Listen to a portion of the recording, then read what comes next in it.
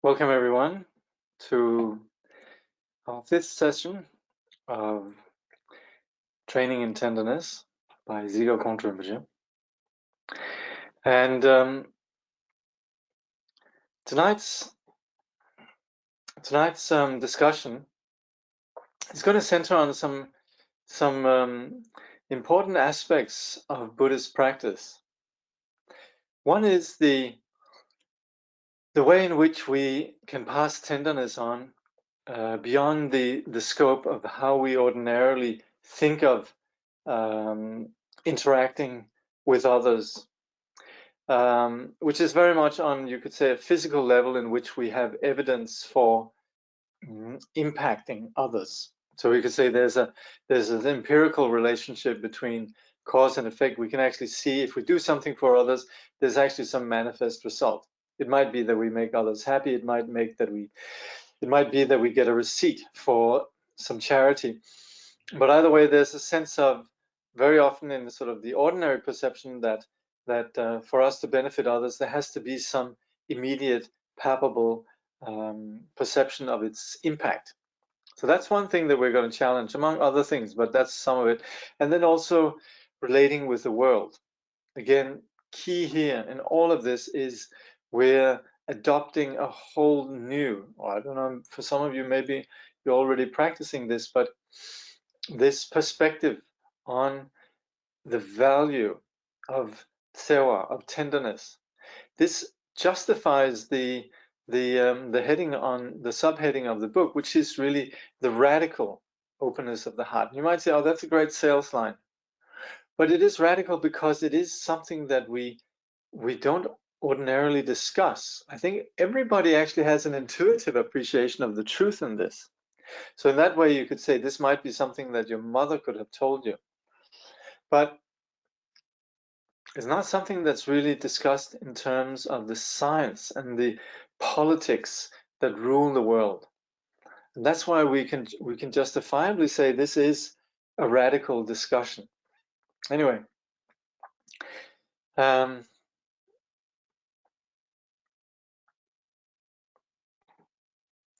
so chapter 7, the fruit of tenderness, benefiting others. And as you probably remember in the beginning, Rinpoche talked about one of the opening lines of the introduction to the middle way, the Majjhimika Avatara by Chandrakirti, in which it says that sewa is the seed for enlightenment. It's also the water that nourishes enlightenment. And finally, it is the very nature of the fruition of enlightenment. So here, Rinpoche points out how, as we cultivate sewa, as if we follow the directions of what Rinpoche is prescribing here, and also not just these instructions are not just found here, they're everywhere in the Mahayana. And of course, we refer to them as bodhicitta, we refer to them as kindness and compassion. We refer to them in many different ways, and they're key in pretty much everything we're doing in the Buddhist path. This quality of warmth that extends particularly when we free ourselves from an ordinary insecure cycle of self-centering. And so as we cultivate this, then the wish to help others and the capacity to do so will continually expand. And this is where we're heading. You could say the Buddhas and the sages, they have some mystical insight. And that's sort of the comic book version, really, of the sage, you know, the levitating lamas of Tibet, or these incredible swamis that can do strange things, you know, all of that. That's all very good, but that's actually fairly uninteresting. But also, of course, yes, it is very much along the script of the sort of the unimaginative understanding of spirituality. It's sort of like I can't remember if it was here I mentioned this Marvel comic film that came out called Doctor Strange about this person that apprentices with magicians in Tibet. You know, it's shot in Kathmandu partly, and it's so unimaginative and, you know, pathetic in its understanding of what the spiritual path would be about. You know, it never ever moves beyond the completely predictable ordinary agendas of good and bad, you know, achieving your own, you know, benefit and so on. Yeah, sometimes the hero is a bit more magnanimous than some of the dirty villains, but I mean, it's so predictable and unimaginative and so on. What is radical and what is extraordinary in terms of what really manifests out of awakening is love, is genuine, not self-centered love, but the desire and the ability to benefit others, truly wishing others to be happy and well. And this is not something that might come in the future, but comes from us attentively, carefully, diligently watering and tending to Tsewa. Now, also something that I was reflecting on in terms of Dzigar Kongtrul's presentation, like very often in the language of the Mahayana, situated within, you could say, the hardy cultures. You could say a bit more sort of tough cultures than maybe our present culture is, and where there's very much the emphasis on you need to work on this, you need to develop bodhicitta. Dzigar Kongtrul are very sort of attentive to, you could say, our particular style of neurosis or our particular style of culture. Actually says Tsewa is something that's naturally there, and we just cover it up. So his direction in terms of watering and tending to Tsewa very often is phrased in terms of not covering up that open heart. We can identify that open heart. We've already done that in previous chapters. You know, for example, in terms of dealing with the grudge, you know, that we have this openness and then we kind of close up. And that's where we can identify when grudge is happening or when we lose Tsewa. And that's where we can say, we can start off with this empowered perspective that we have naturally have Tsewa. We just need to be careful to not cover it up.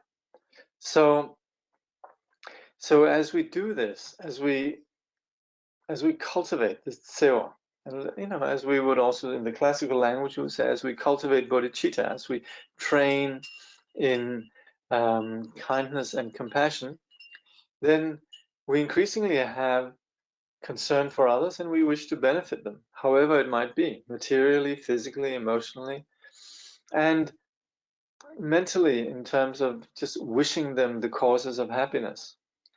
Now, that's all very good. But of course, as much as we might benefit them temporarily, and that we would want to, it's not just always say, wait, it's enlightenment or bust. It's enlightenment or nothing. We want to be there in every way. I have so often seen with great sublime beings that I consider bodhisattvas, they would be there just making sure that you have a sandwich if you're hungry, or attending to just anything, you know, just attending to your most ordinary needs. And yes, they might be teaching you, they might be teaching you the path to enlightenment, but they're also, you know, just caring very much. This is very much the hallmark of the sage. But obviously, these temporary benefits, they will only go that far. So the greatest benefit is really to aspire to, and that's the whole goal of the Mahayana, is to enable to establish others in enlightenment, to set them free from their present suffering, to enable them to fully blossom into what they truly are, naturally abiding Buddhas. Dzigar Kongtrul says we can benefit beings in many ways, physically, emotionally, mentally, and we should always take advantage of any opportunity we have to benefit others. But the greatest benefit of all, the one we should set our sights on, is to help others awaken completely to the inexhaustible tenderness of their own hearts. When we can help people achieve their full potential of Dzigar, when their Dzigar reaches the stage where it flows with the power and grace of Niagara Falls, we have benefited them in the profoundest way possible. And again, this is a departure from the comic book version of the mystery of enlightenment. Enlightenment here is essentially defined in terms of this setting tenderness free. That will be the hallmark of a great bodhisattva, somebody who's continually serving others, continually, providing powerful tenderness for others, like Niagara Falls. Dzigar Kongtrul says, to achieve our full potential to benefit others in this way, we first have to do whatever it takes to open our own heart further and further. As my mother used to say, you have to make your heart so big you could hold a horse race inside of it. End of quote, by the way. Rinpoche continues, when your heart is as big as it could possibly be, big enough to hold deep love for every sentient being in the universe, then you have reached the full blossoming of your enlightened nature. Because you have shed every remnant of self-clinging, your mind is completely and forever free of delusion. There is nothing to obscure your understanding of how beings suffer and how their minds can be transformed. Like the Buddha, you have reached a state where you can be the perfect guide for others. So this says a little bit about Dzigar Kongtrul Rinpoche's family and the role of his mother, Mayum, and what you could tell your children. And also interestingly here, in the lines that follow, Dzigar Kongtrul Rinpoche seamlessly identifies how wisdom and compassion come together. When you're free of delusion, there's no more self-clinging. Free of delusion is the end of suffering. That's wisdom. And within that, then, there being no self-clinging of any kind, then there is this full blossoming that is manifest in terms of loving every sentient being. So that's where the unity of wisdom and compassion really is, you could say, how it sits together as a unity. It's not like we have wisdom over here, got to work a bit on my wisdom, and then got to work a bit on my compassion. And, they're exactly the same thing. Two sides of the same coin, exactly the same quality. The thing about what we have in the Buddhist teaching is we don't have the miraculous phenomenon, or rather you could say the exploitation of the naivete, that there could be somebody who just beamed us up. Just because we subscribe to the right club, we might find ourselves in heaven. But that actually doesn't ever require that we change our, you could say, intrinsically deluded, self-centered nature. So there's no real reason, actually. There's no relationship between cause and effect of being who we are and then all of a sudden finding ourselves in some sort of heaven. So that's, to propose something like that would be a severe exploitation of, you could say, helpless person's wish for some hope. And the Bodhisattvas have never done that. The Buddha has never done that. The Bodhisattva cannot do the work for others. The Buddhas, Bodhisattvas, if they could, they would have done so. If they could save us, if they could forever establish us in happiness, they would have done so. But that's on the basis of our own self-imposed confusion, something that only we can deal with. But what they can do is they can guide us. Everyone has their own particular set of limitations, obscurations, confusion, and all the patterns that come with that, and all the patterns that are ingrained in the behavior patterns and so forth, that then follows and is very often perpetuated. It's nice to think that karma could exhaust, but also very often our karma leads to another action that then leads to another action. And there might be some, you could say, a little bit slight change in the style.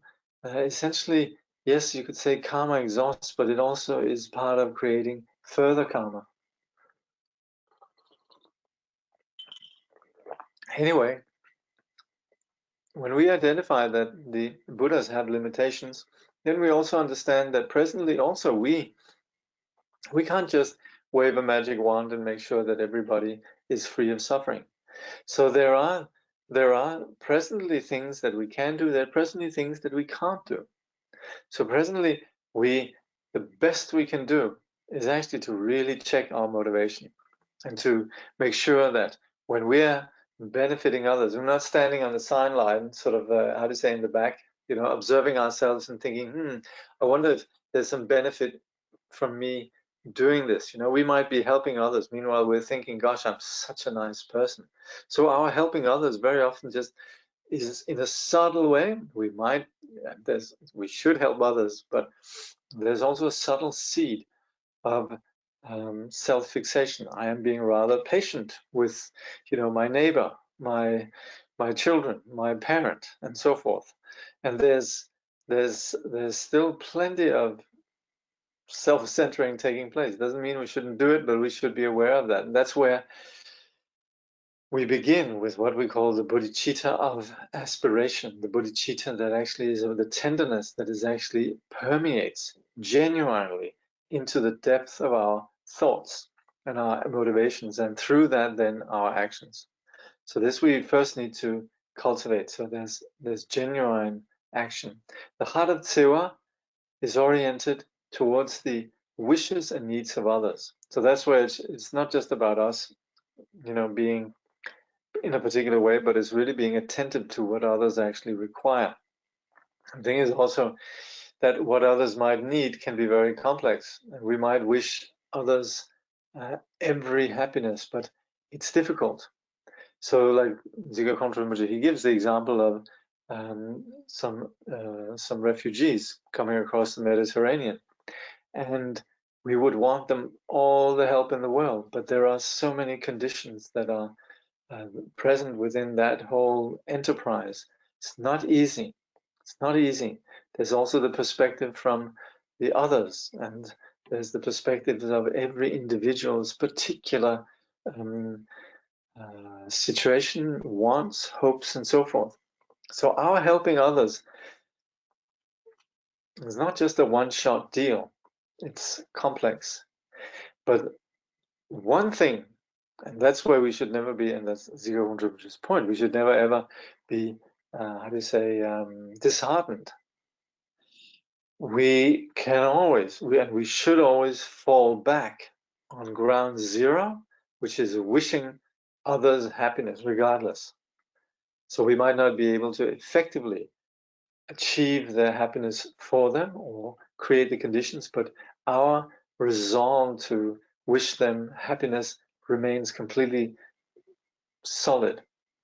So that's where there's a very, very important dimension, which is that we can aspire that our good wishes may contribute to their wishes being fulfilled. And that's where the power of our aspirations should be reckoned upon. And this is the point that Rinpoche now makes. And this is something that obviously, like I was saying, goes beyond the sort of ordinary notion of, if I do something, I either want a receipt from my charity or I want to see that it's done something. And that's a very unrealistic demand, really. It's not always possible. And also we can question ourselves, how much are we really wishing to just do it for others if we're just waiting to see some result? That's really just something that gratifies us. Anyway, the wishes that we make for others have power. We're moving out of a space where we are normally weakened by our self-centering, and we're beginning to have an impact just by the sheer lack of self-centering. So that's why we could say that these wishes that we make for others, they actually have in and of themselves power. We can also see that if we are with somebody and somebody who's having a tough time, We could simply say, I'm thinking of you. That in itself means a lot. Sometimes we say things that are a little bit hollow, you know. I'm sure everything is going to be okay. Well, we don't really know, do we? But to just say what is really true, namely that I am thinking of you. You know, even if we say, I'm praying for you, you know, the others might not subscribe to the notion of prayer. That might not mean a lot to them, you know. It might sound a little bit hokey, in fact. Of course, if you're among people who share that common culture, that's fine. But thinking of you, that's just as good. You're on my mind. So this also has an impact beyond the reach of ordinary communication. This is something that if we have that, we're actually affecting others. We're not limited to this ordinary cause and result that we normally think in terms of getting an immediate sort of, or some degree of, you could say, tangible, empirical result from our actions for others. To think of others, it reaches, touches, and is part of their solution. So when we do that, then the other is no longer alone. They are not lost. They are no longer untouched by love. What we bring to the equation in our interaction and our relationship with these people is not something that's being drained by our personal agenda or interest, but it's something that's fueled by something that is powerful, namely caring. So Dzigar just substantiates this. He says we have the ability to send others positive energy. We have because we have accumulated a store of positive karma in our mind stream. Whenever we do anything on behalf of others, we sow a seed of positive karma that remains latent in our consciousness until the right conditions appear for it to ripen. First, the effect appears in our mind and then shows up in the external world. So when we begin to move away from just a sort of a helpless position, maybe we wish others well, but we're sort of a little bit uncertain. The moment that we actually begin to harness this intention of benefiting others, there's a strength that takes place, and there's a power. And Rinpoche says it's a bit like when we begin to think in terms of just being generous. The moment that we just think generous, we're already richer people. And once we have that richer psychology, this actually begins to be reflected in the external world. This is an exercise that we could say as homework. Try that. When even if it's difficult to be proactive in it, you could try and see when there's moments of actually being open and warm and appreciative of the world answers back in the same coin. So the moment that we begin to think, I'd like to benefit others, I'd like to do something for others, we're a different person than the one that's hankering for, people aren't doing enough for me, I'm not being recognized, I'm not getting enough of what I want. That sort of weak position, when that is turned around and replaced by a different attitude, this also manifests in the external world. So when we are psychologically generous, wealth manifests externally. We've seen that. Selfless acts such as generosity based on sewa is then what we call merit. And this, of course, is a key term in the Buddhist teaching. It's a bit more than just good karma. It's karma that is definitely positive, but it's also fueled by selflessness. It's fueled by that which is part of awakening.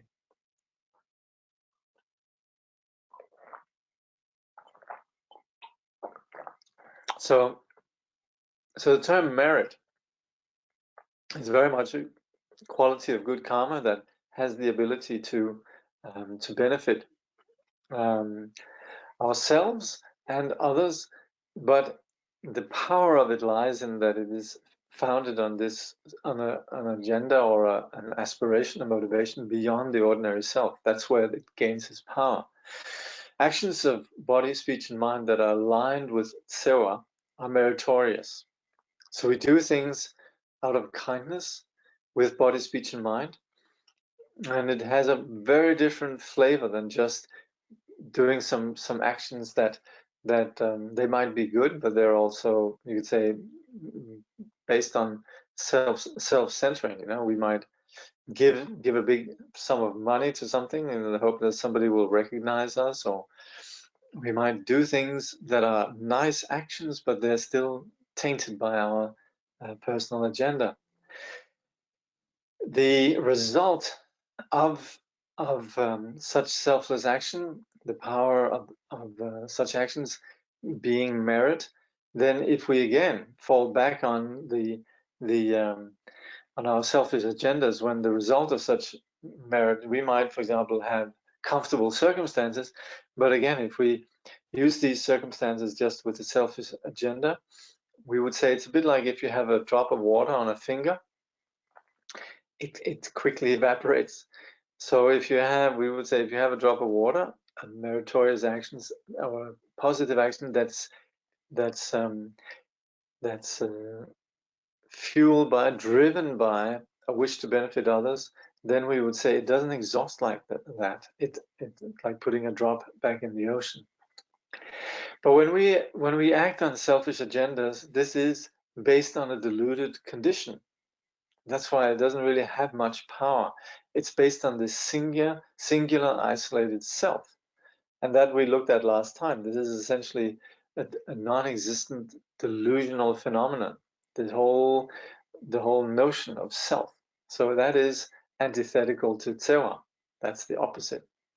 Merit brings positive fruits, but without further tsewa, they will be wasted. So that's where, when we have positive circumstances, presently, then we'd want to invest that situation with, make the present situation an opportunity to further cultivate tsewa, to further cultivate bodhicitta. This, by the way, is important because sometimes in some Dharma contexts, merit has been sort of poo-pooed as some sort of, you know, like a bank account, you know, why you accumulate merit. You know, within cultures where there's an understanding of merit, that's just normal. Yes, you accumulate a lot of merit by doing certain things. But when we come to spirituality as newbies and don't really understand what the ramifications of spirituality, and then we hear about, you know, accumulating merit, then we think, oh, this is so materialistic. And we completely, you know, you could say naively ignorant about the actual applications. Then merit is misconstrued as some sort of materialistic thing, you know. And there's sort of a, unfortunately, sort of a little bit of a culture of just saying, oh yeah, merit, you know, this like, you know, uh, having a merit bank, you know, and a merit account and stuff like that, you know, just making fun of the idea of merit. But merit is very profound, and it really is that which, say, is foundational for our spirituality.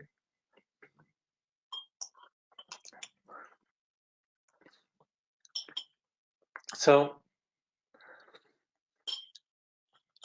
if we have merit, then if we're just using it for ourselves, oh, I have some merit, I'm going to use it for me. And that's, of course, also the implication of why merit is sometimes sort of among, you can say, new Dharma newbies sort of poo-pooed a bit. If it is really just something that is for ourselves, then it wouldn't go that far. That's the point here.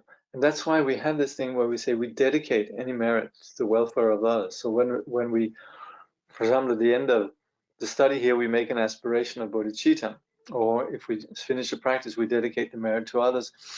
This is something that you can say that the receiving lies in the giving. And that's where the dedication of merit to the welfare of others makes merit grow.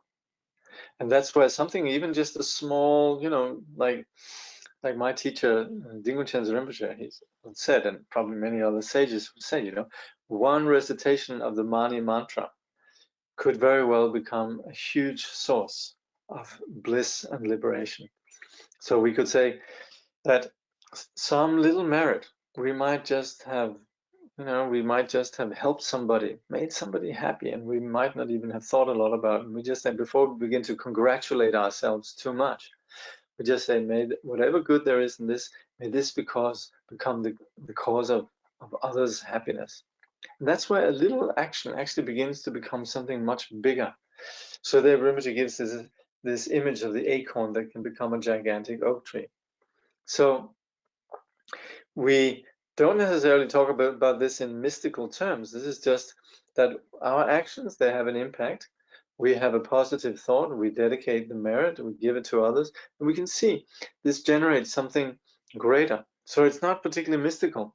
It's really just understanding how cause and effect works. It's in fact how what we call dependent arising. It works. Now on that basis, then that kind of any little action actually can be powerful. We needn't ever feel that we can't do anything.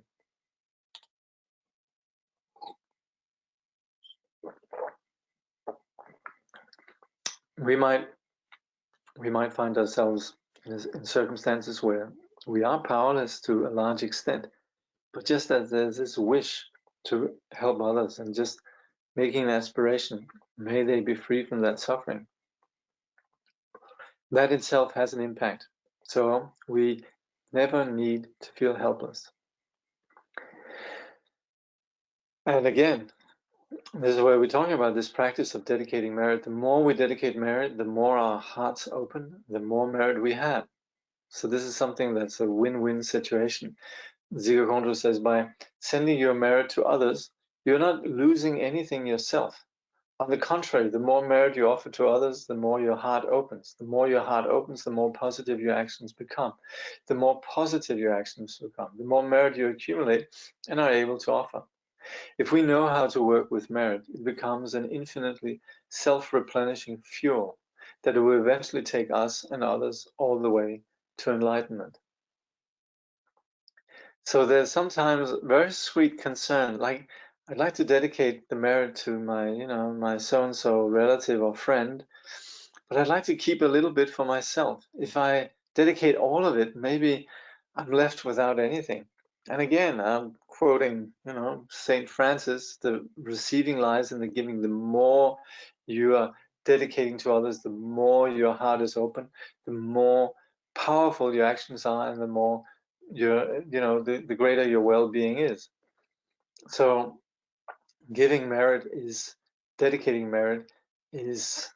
something that is, like Rinpoche says, an infinitely self-replenishing fuel. So, of course, we can't see exactly how it works. So the scope of the Buddhas, which are understanding how cause and effect works, that's not ours. So we can't see exactly. So right now, we dedicate the merit. I can't see exactly how it's going to benefit others. But that's where we need to trust others. We can certainly presently feel within our own psychological makeup and our own psychological experience, we can feel a sense of richness and power and strength. That's something that falls within our scope. But how actually merit reaches others, that's where we need to have some faith. But we have lots of stories from the 2,500 years of Buddhist practice, of Buddhist science, of Buddhist praxis, where we have so many narratives about how these things actually benefit others. So that's where we'd want to actually have some faith in what we can hear about the benefit of merit and dedication. So, and also for us to begin to trust this kind of to begin to trust in this perspective on the basis of what is essentially the scope of awakened persons. This is something that, yes, it lies beyond the ordinary optics that we've been equipped with, within, you could say, the narrow confines of the materialist worldview, where you just operate with very narrow parameters for cause and effect, and that's where we're stuck with this ordinarily quite narrow understanding reality on the basis of a so-called materialist empiricism, materialist verification. So of course, yes, we can't see exactly how our merit and dedication of merit benefits others, but that's where we can trust those that actually see more. It's just like if, like I'm often quoting, Charles Darwin. He traveled to Galapagos, and he came back and was trusted, to a large extent. And because he was seen as somebody trustworthy, he was seen as a scientist. So likewise, also, we could trust those that have an understanding beyond the narrow perspectives that we presently are familiar with within the sort of modern materialist culture. Dzigar Kongtrul says, we're often skeptical about the power of thought. This is strange because we're always struggling with our own thoughts. Most of us are more scared of our own mind than of anything else. We're scared of our anger, our reactions, our confusion. To be scared of them, we have to believe that they are powerful. Yet at the same time, we can be so skeptical about the power of our good wishes and compassionate thoughts on behalf of others. Even if miracles happen as a result of our prayers, we can keep insisting on our skepticism, finding other explanations. This is how we tend to undermine our strength and get caught up in low self-esteem. So what we're presently here proposing is that as much as we evidently have a lot of concerns about this power of our strength, that's reflected in our anxiety around some of the the destructive patterns of our mind. But we also have equally, if that's the case, we should equally be in recognition of the power of our good wishes. And we can see how negative states of mind have an impact. We should likewise also see that positive wishes have an impact. And we might actually have experienced, and very often we hear stories of aspirations that have been made on the basis of, you could say, the purity of aspirations or the particular blessed way of engaging a positive motivation, prayers, sadhana practice, mantra, whatever. And this has a result. And yet we might still be in love with our skepticism or doubt, and so forth. And this is something that actually undermines. We have a lot of power, and yet we undermine it. So we should reflect our bodies. They are confined to physical locations. Our mind and heart, they're not. So our connections, likewise, the people that we're concerned with, they might be far away, we cannot see them, yet we are connected with them. So likewise, when we're beginning to look at the present material, our responsibilities, they're not limited to just those that we can see on a daily basis, but we begin to think beyond that. Of course, the whole implication of tsewa is this is something that grows, and ultimately it is about having this concern for the well-being of all sentient beings, where our responsibility extends far beyond the ones that we can see or the ones that we can imagine even.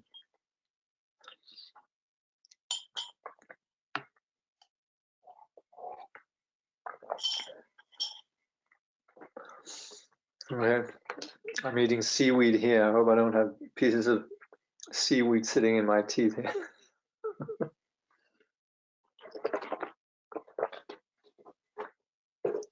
Okay. Dzigar Kongtrul says, while taking care of those who are close to us, we need to open our heart further to those outside of this small circle. In this life, we have a close karmic connection to some beings, while the overwhelming majority we never see or have any contact with.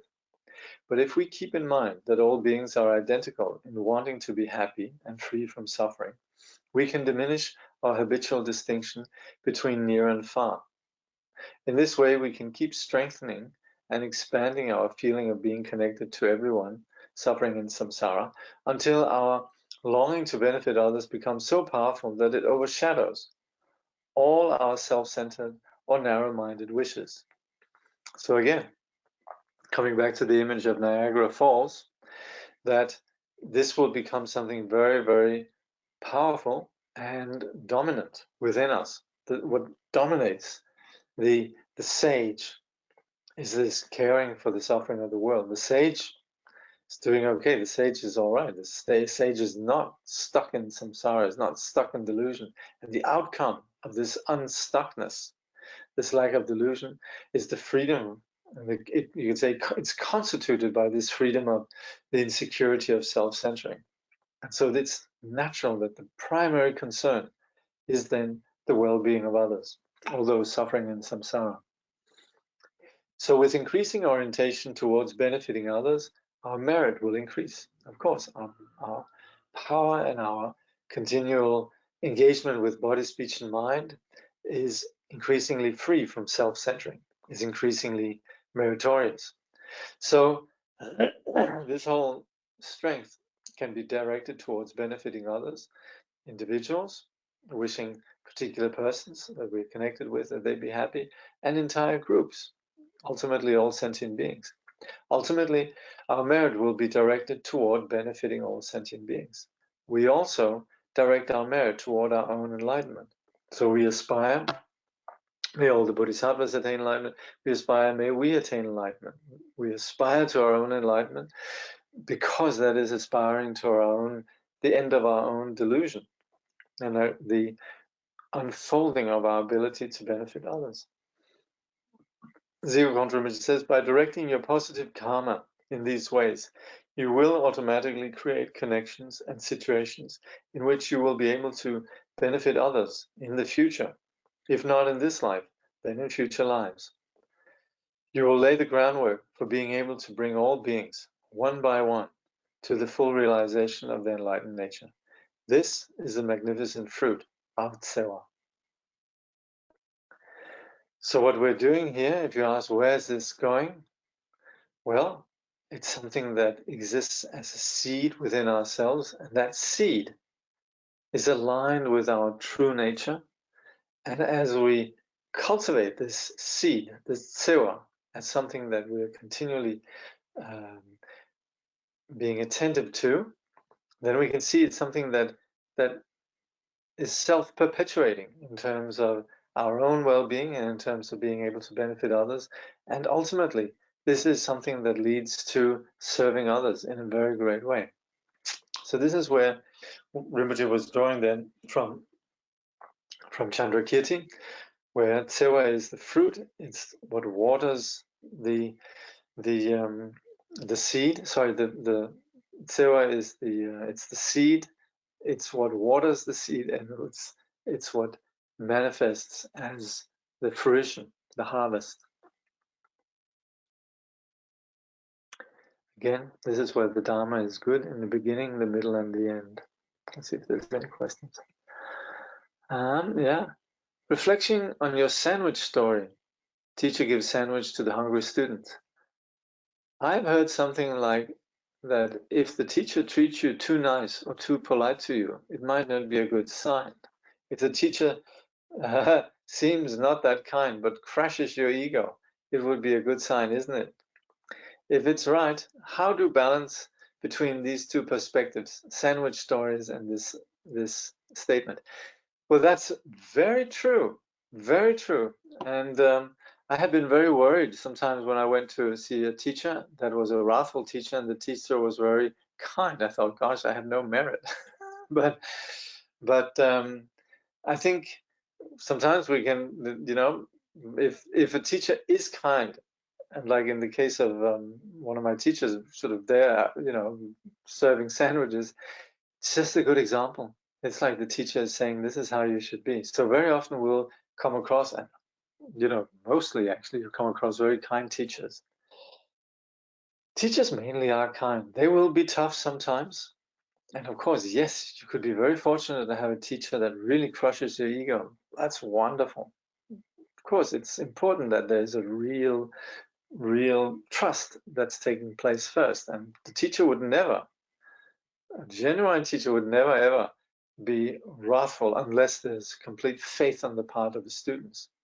And we unfortunately sometimes have persons who are not at all qualified as a teacher, person's very unqualified as a teacher, who then is abusive in a spiritual context, and then says, "Oh, I'm just testing your ego," or whatever. That's beyond pathetic.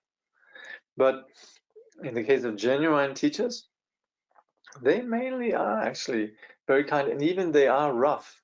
You probably would be able to recognize the goodness that's behind it.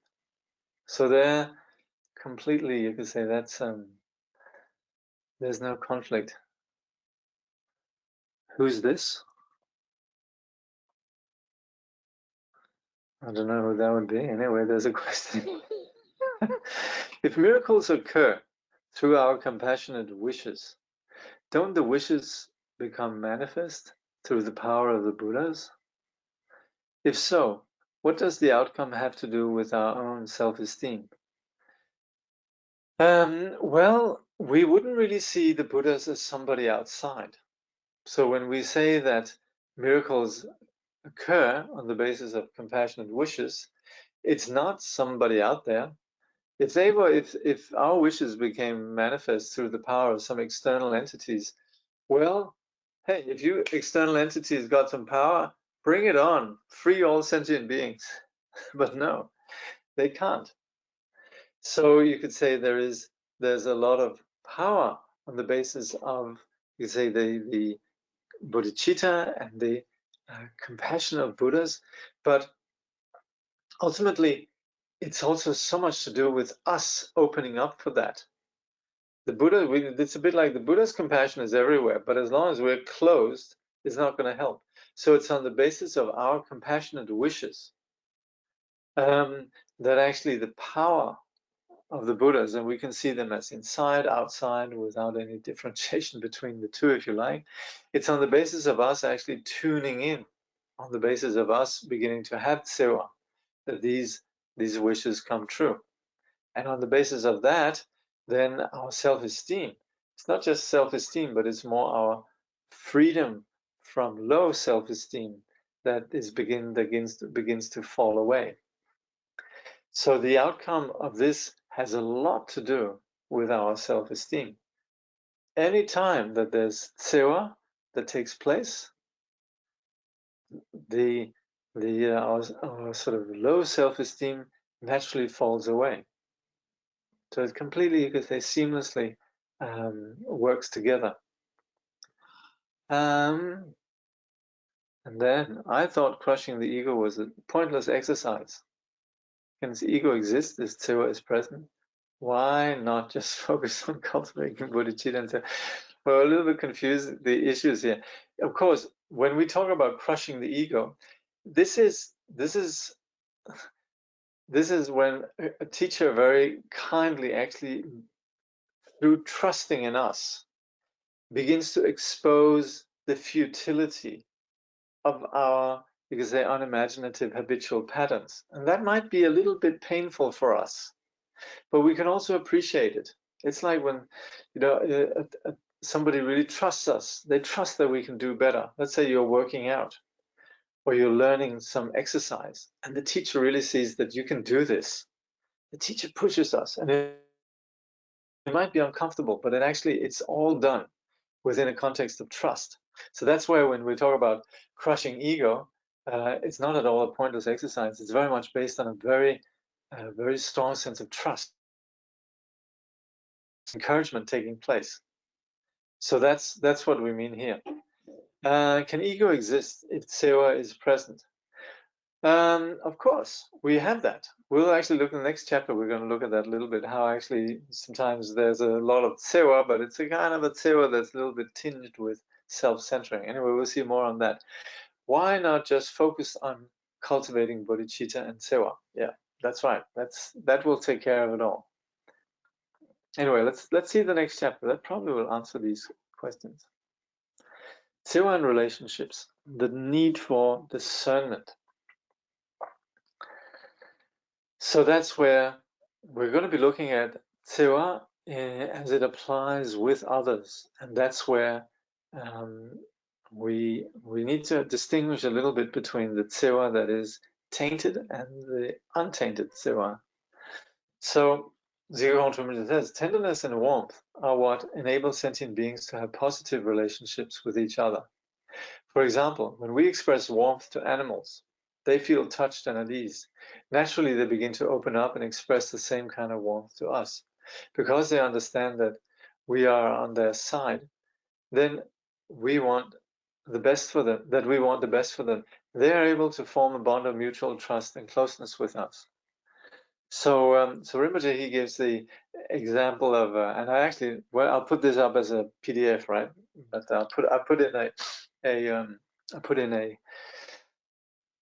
link here, hyperlink. So if you go on YouTube, this takes you to there's a 45-minute documentary about these two guys that Rinpoche refers to, who bought a lion from Harrods in London and hung around with Christian, the little lion, until it became rather a large teenage lion, and they took it back to Africa and set it free. And then they came back many years later. So this is what happened then. Anyway, and then I also was I was quite amused with Rinpoche's description of connecting with fish. I have to say, I've never connected with a lion, to be honest, and probably not really with fish either. But Rinpoche, as he describes it very sweetly, actually sees how the fish actually can begin to identify you. So these connections are possible, and this, of course, also then applies with humans. We can connect tenderly with humans.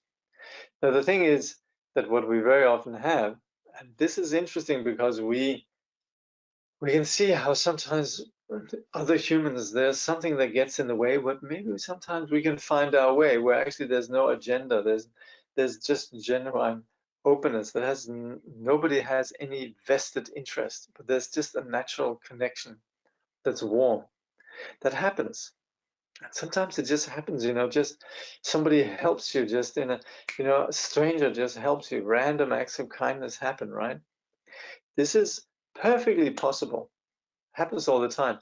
What, of course, is where it can get tricky, and it always is getting tricky, is the complexity that we have when it's with close, family relationships, friendships, and so forth, where there is a warmth, but then again, there's issues, and that's where sometimes, great family gatherings can sort of also have components of painful incidents and energies and so forth. The heart, and this is again coming back to Dzigar Kongtrul, which its premise really is that we naturally have tsewa, we naturally have a warm heart. That happens, but then again we have these narratives that somehow we fixate on.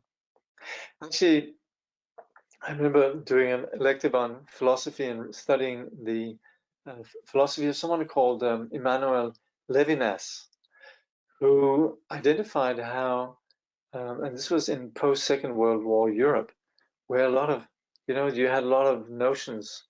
He was phenomenologist, and there was very strong notions of the other, the enemy, that was sort of very much dominant within the discourse.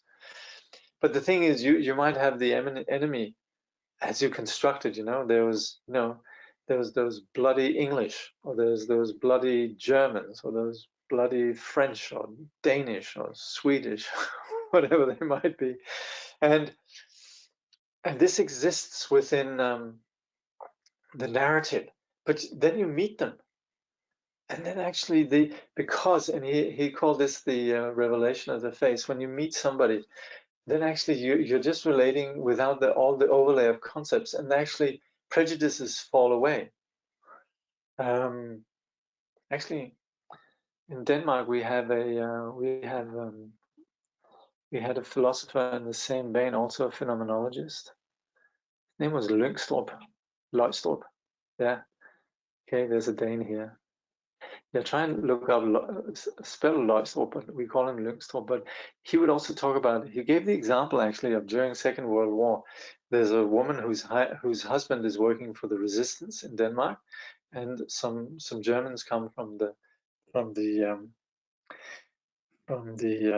Gestapo and interrogate her.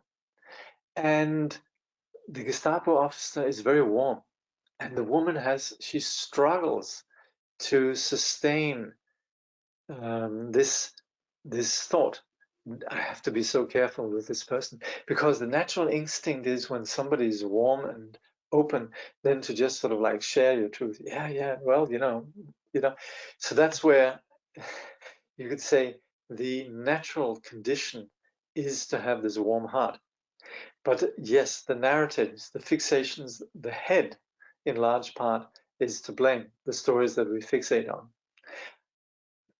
You might think this is a little bit of a digression and aside with Levinas and Luxor, but it's actually, it's so true. And like Rinpoche says, we give a little too much, we have a little too much faith in this conceptual mind, and it can cause the heart to contract, this often happens when people have this, I really don't like this person, and then you walk around the corner and you meet them, and then you might have a very nice sort of just encounter. Happens all the time. And even if it's something that you might not have experienced a lot, it's something really we should think about, because it is very much on the basis of us regurgitating narratives that these storylines they carry on.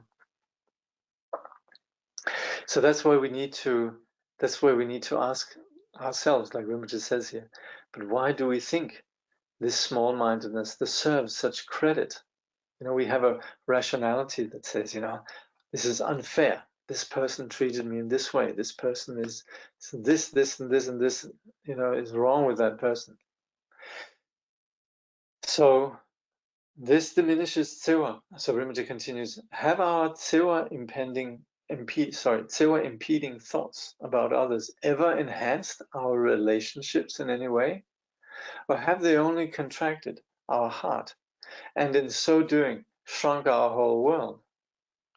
We would like somehow to mold relationships and people according to our preferences. Despite our history of never succeeding in this area, we tend to keep trying this approach again and again. And even if we could somehow make others behave in the way we wanted, would that bring us lasting happiness and joy? How would that be possible without Siwa at the center of our relationships? So is there any value in us perpetuating these narratives? And even if we were to get our way, even if we were to, we have this expression, to gain satisfaction. Somebody insults us, and then we hurt them back, and then we get satisfaction. Was that Gandhi who said, an eye for an eye and the whole world goes blind? So that's where us getting our way according to our tsewa impeding thoughts, is that ever going to bring us happiness? So coming back to what's probably going to happen is that we're not always going to be pleased. Then we need to have this unconditional tsewa that understands that whatever sentient beings they might, or others might do that are difficult, they come from a place of ignorance, and us just reacting on that is just going to stimulate that sort of ignorant cycle, whereas we understand their underlying condition is good. Just like if we can connect with that fish in the fishbowl, we can also connect with the goodness in others. So that's where we should come back to this ground of wishing well, and that's where we cultivate this unconditional tsewa. We keep our hearts open, and we will see effectively how relationships improve. Sometimes it's difficult. Sometimes we just need to bite our tongue, and we just need to be patient a little bit. But it actually, even that, actually not being passive aggressive, but just sort of not flying off the handle, actually is the beginning. And then we can sort of build on that to maybe be a bit constructive, seeing where could we actually meet this person, where could we make that person soften. So instead of struggling with our relationships, we should rely on Siwa. We will get so much further. Shutting off the conceptual mind is, however, not the solution. That is not the way of the Bodhisattvas. So then again, we have the other extreme, which says that I'm all heart, I don't want to listen to my conceptual mind. That's not it either. Our conceptual mind also has a value. So we're not trying to ostracize or exclude a part of ourselves. The critical mind has a role, but it should be hooked up with Sewa. So Dzigar says, keeping our heart open at all times does not mean surrendering the positive aspects of our conceptual mind, our critical intelligence, and discernment. Sewa and critical intelligence are not in opposition. On the contrary, as we develop wisdom and skillful means, we can use these faculties to complement our tender hearts and to make our altruistic actions more effective. So we might want to benefit others, but we want to make sure that the way that we're benefiting others is actually benefiting them, not just giving in to their whims or their their wishes or whatever. We wish them every happiness, but also we need to be able to give in an intelligent way that actually comes from not just blindly following some dictate of Sewa, but that actually understands the conditions at work. So without discernment, we could naively make mistakes. You could be assisting people in crime. You could be assisting people in harming themselves and so forth. So we could think that, oh yeah, well, I'm just going to be nice to everybody. I'm just going to do whatever they want. And if they walk all over me and abuse me, that's just fine. And of course, nobody's suggesting that. And this is so often you hear when the Dalai Lama is teaching compassion, then the question comes up, yeah, well, if I'm compassionate to everybody, I'll end up being abused. I'll end up being a doormat and so forth. And of course, that's nothing to do with what we mean with compassion. Compassion is not about behavior. Compassion is about a condition in the heart. And that condition of the heart is large. What is it? Dzigar Kongtrul Rinpoche's mother, Mayumla, she's big as a race course for horses, where you could big enough to have a horse race. And it's courageous and it's intelligent. It sees what's needed. It's a big person. It's not just, sort of like, sure, whatever, And that's where bodhisattvas, in their strength and their wisdom, they have boundaries. And we should also have that. So Rinpoche gives the example of the Buddha who had to say no. There was somebody who would have liked to marry him, and that wasn't in the cards. And also, there was somebody who wanted somebody with a great personal, self-centered, and very perverted agenda wanted to be his successor, and also there the Buddha had to say no, and so forth. Then we need no's. There's things that are not good. We don't give in to essentially destructive impulses. So that's where the idea of unconditional love, just sort of endlessly giving in a way, could be very, very misplaced. So Dzigar Kongtrul says the wiser a person is, the better he or she knows how to relate with others appropriately in all situations. A great sage that has mastered the art of keeping the heart open, while a true sage, I guess is it masters maybe? A true sage masters the art of keeping the heart open while being guided by the discerning mind. Yeah. So these two together, heart open and discerning mind. The value of an action lies in the motivation that drives the action. So we care about others. That's why sometimes the action might be according to their wishes. It might actually go against their wishes. We might prevent somebody from doing something that is not going to be very helpful for them. So that's where they might think, oh, you're a horrible person because you're, there we have a friend who's had a drink too many and they're going to drive home. and they're determined to drive home, and we might just have to take the car keys or something like that. And they hate us and abuse us, but we're actually, well, our motivation, as much as they dislike us, and maybe they have a couple of friends who also dislike us, our motivation is that we care for these people. So the value of this action is very meritorious. We're saving their lives, very likely. So there's nothing simplistic about this kind of notion of Dzigar as the motivating factor. We need to look ahead with discernment, relying on both Dzigar and critical intelligence. So that's where these two, there's no conflict taking place at all. This also applies when we raise children. So, of course, we naturally would love our children, but relying too much on our parental affection, we could end up just giving in to their demands and their wants. And they never ever actually begin to be able to let go of their self-centered agendas. And so they would become more and more selfish. And they would have more and more a sense that what I want, this is what I'm entitled to. So that's where we also have this with, and so when we set boundaries, when we're actually not indulging, you could say, the cause of suffering, which is their ego, then they actually begin to have some moral compass where they grow up as decent persons, being not guided by what they want, but by a larger, you could say, awareness that goes beyond themselves. They're sensitive to others, what is required in the situation.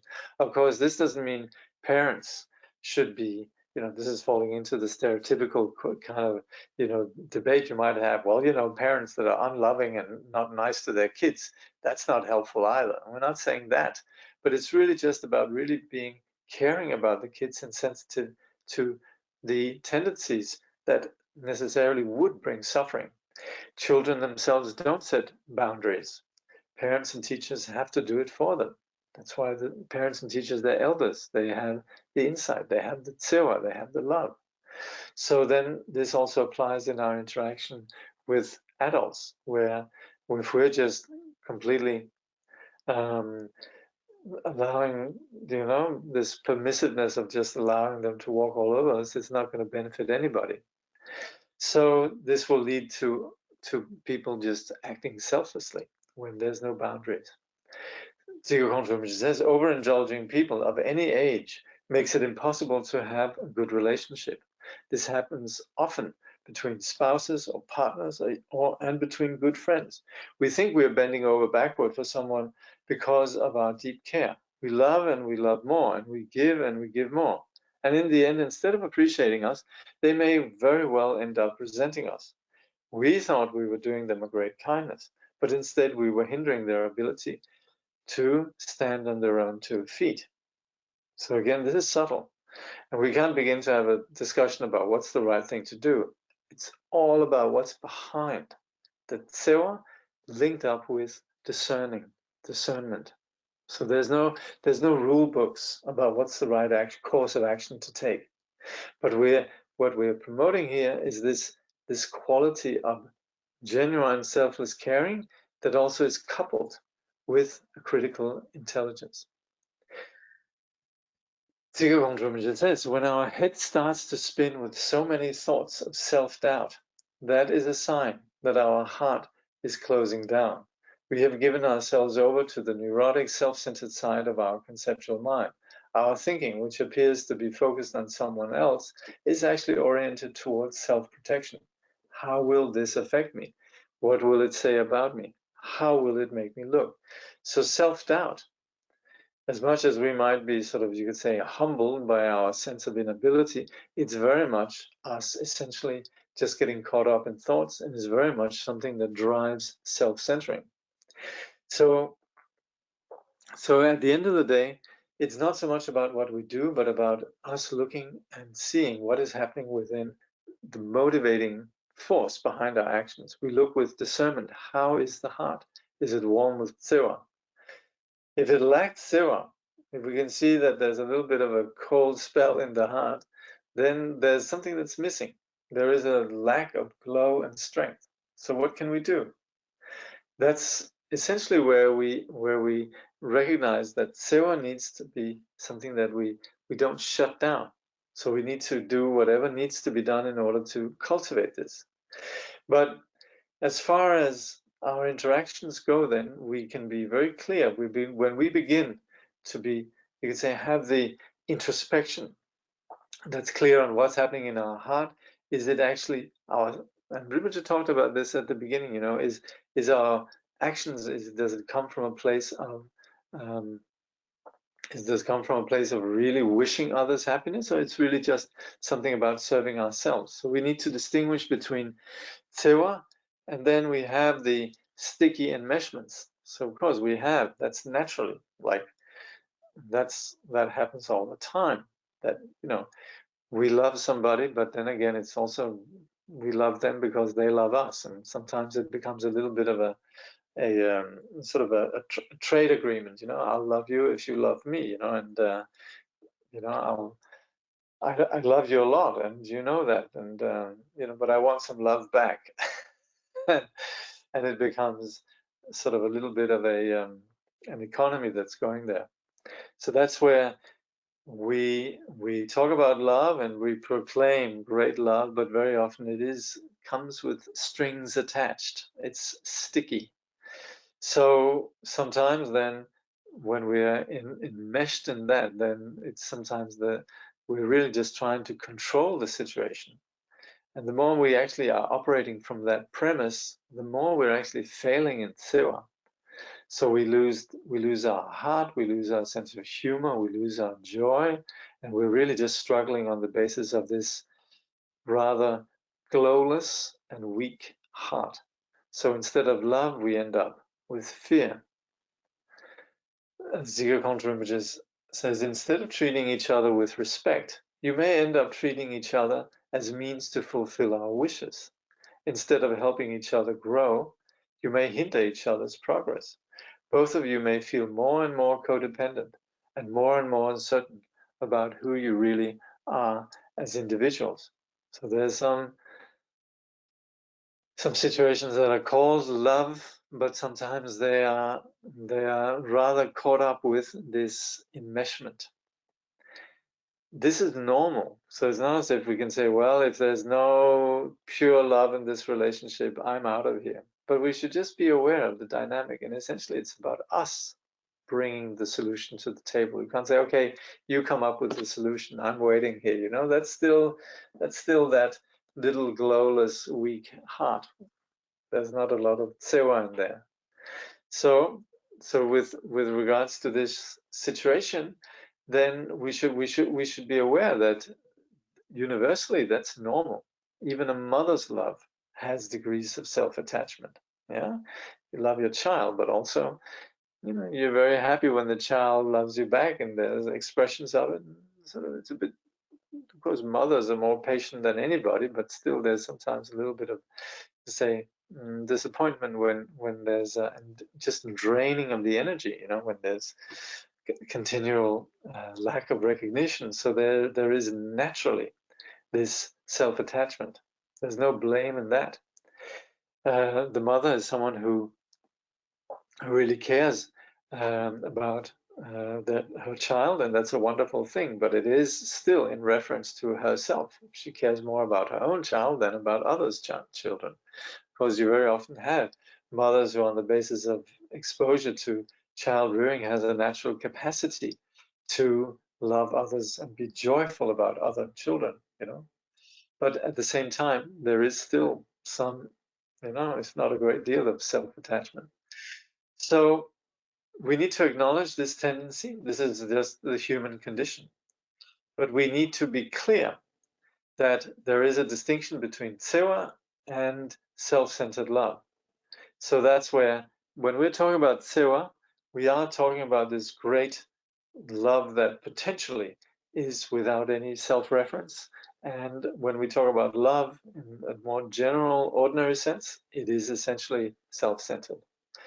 So as far as what we're doing here is that we're not giving up on love, but we're proposing a greater love. And that's where we train in seeing our relationships in a healthier way if we apply then the perspective of Tsewa, if we could engage and train in Tsewa, if we could be training in this tenderness. So I'm going to be quoting Chagdar Rinpoche, who's just reminded me something what Dzigar Kongtrul Rinpoche was saying, you know.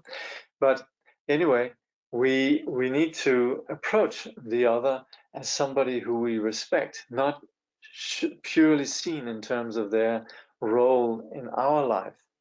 And right now, when we are in a relationship to others in one way or another, we find ourselves thrown together to some extent where we cannot begin to make demands. The more we make demands, it again comes from this lackluster, pale, fearless heart. So that's where we have no right to do that, really. We should see the relationship that we have as an opportunity for tsewa, for mutual caring. And that is what really brings more than just, you could say, cheap thrills. This actually brings bliss. And then there's this quote that's attributed to Chagdar Rinpoche, who you see here, a wonderful master. It says, "Don't burden others with your expectations. Understanding their limitations can inspire compassion instead of disappointment, ensuring beneficial and workable relationships. Remember that you have only a short time together. Be grateful for each day you share." So when we come across disappointments in our relationships, well, then we know, you're going to say knowing them is loving them. Then you know that's part of that's part of the chemistry. And then you work from there, not from where it ought to be happening, but from where it actually is happening. And we have karma together. We are here, and things are not going to last. We should be grateful for each day we share. Of course, this is very often when it's too late, then we sort of say, oh, I should have been, etc., etc. But we still have relationships with others, and certainly in the context of what we're talking about here, then we don't just see ourselves isolated in terms of just maybe one and another person, but we see ourselves connected with beings beyond just the immediate physical presence of, who we can see. We are talking about, greater communities, all sentient beings. So it happens that relationships break down. Some relationships are not workable, and we needn't actually think of it as final. It might just be in this lifetime the conditions are not there. So it doesn't mean that we have met with failure. It just means that we can't necessarily master all the conditions. But then again, something that we can work with is our heart. So we have conditions that have applied up to the present moment. But what comes next, that is to a large extent, and particularly when we're working with the Dharma, when we're working with Tsewa, when we're working with the perspective of equalessness, then we have more wiggle room. We begin to get free from our habitual patterns, and we begin to have more control. And that's where we could, if not, we can't change circumstances. We can certainly, to a large extent, choose which seeds we're going to plant. Am I going to plant the seed of resentment, or am I going to plant the seed of Tsewa? So it's important that when we're at the end of a relationship, that we don't plant seeds of grudge. We plant seeds of wishing the other's well-being. So we do that on the basis of contemplating then the open heart. If we have a grudge, we have a whole chapter on that. We apply the necessary remedies. So this we understand takes place within not just a single lifetime. And so we needn't think that if this relationship is over, that's it. We will meet again and again, undoubtedly. So right now, the people that we're touching and we're connected to, that's just infinitesimal small part of all sentient beings. But when we have the attitude of Dzigar, then we are actually prepared to meet any sentient being. We're prepared to meet whatever conditions might apply. And the degree to which we have more Dzigar, the more we are capable of meeting sentient beings in a meaningful way. So Rinpoche concludes, then he says, even if we have a negative encounter or a relationship that ends badly, our bodhicitta intention and the continual tenderness of our heart will ensure that one day we will come back together in a more positive relationship. From there, we will be in a better position to help ourselves and the other person come out of the confusion of samsara. And once we have reached our ultimate goal of enlightenment, it will just be a matter of time before we're able to connect to all beings and profoundly benefit them all, whether they're temporarily near or far. So that's where the effortless activity of the enlightened ones continually, without any kind of, you could say, dualistic notion of me benefiting you, simply just spontaneously, there is this pervasive activity that goes beyond near and far. So that's where the outcome of enlightenment will be, that we ultimately achieve this goal of what we're speaking about here, which is to fully love, care for, and benefit other sentient beings. Okay. See if there's any questions. Curious. Oh, nice quote. Yeah, I guess you mean the one from Jakob. Yeah, it's very nice.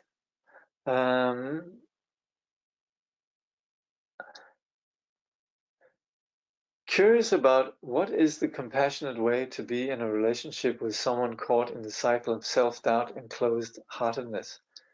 Pointing this out doesn't seem skillful, nor does walking away. Well, that's the thing. If I may, this sounds as if you're looking for what to do. Huh? The compassionate way that the Dzigar Kongtrul is talking about is not described in terms of which actions to follow, but the compassionate way is to develop this unconditional ground of kindness, and there to then with discerning see what needs to be done. But the ground really is that there is this compassionate attitude. And this will inform us. This will inform us. Very often will be the guiding. You could say that's where an intelligence will come in. That you could say normally doesn't apply when we're operating within the sort of in terms of the strategies that will benefit or harm us personally. So that's where we can't. That's where Dzigar Kongtrul is not about to give a sort of the rule book about how to behave, what to do. But it's more about beginning to connect with this dimension of selfless tenderness and insight. Yeah, this is much more, you can say, much more helpful, because the moment that we're giving sort of behaviorist, you could say, advice, that's sort of limited to particular situations. So cultivating Dzigar is the exercise of crushing the ego, maybe. Well, we can say that. I mean, if we like the word crushing, yeah, you could also say it's the way of bringing the flower of wisdom and compassion to blossom. So, we can use whatever word that we have. One of my friends was so upset that we have a prayer that says, "By this merit, may all achieve our missions. May it defeat the enemy wrongdoing." It says, "No, Buddhism, you don't defeat." But yes, we do defeat, we do crush. The word for arhat, the arhat, that you sort of, those who have achieved some spiritual level, that actually means the one who has slain the enemy. But the thing is that, yes, if there's ever was an enemy, it's the one that keeps us and everybody else wandering in profound suffering. The external enemies, they can really only harm us by killing us. but the real enemy puts us into suffering again and again and again. So there's justification for the notion of crushing the ego, but again, it's really just freeing, setting the mind free and allowing all the qualities to blossom, So cultivating Tsewa is opening this beautiful heart. But yes, in that context also, it's removing the veils, it's removing the darkness. So yes.